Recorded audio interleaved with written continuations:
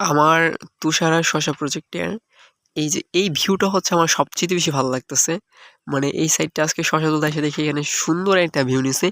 ২ সাইডের গাছে একসাথে জট বাইন্ধা এখানে সুন্দর একটা মানে মুড তৈরি করছে তারা, দেখছেন কত সুন্দর, মানে ছবির মতো, মানে যেখানে তারা আরকি বিজ্ঞাপনে বা তাদের হচ্ছে যে আরকি ইয়াটা আছে, কি বলে ওটারে, মানে ভুইলা গেলাম রে ভাই। মানে তারা যে আরকি প্রদর্শনী, তাদের যে প্রদর্শনীটা আছে সেই প্রদর্শনীতে যেভাবে দেখানো হয় ঠিক সেভাবে দেখা, মানে সেইরকম দেখা যাইতেছে, জাস্ট অস্থির।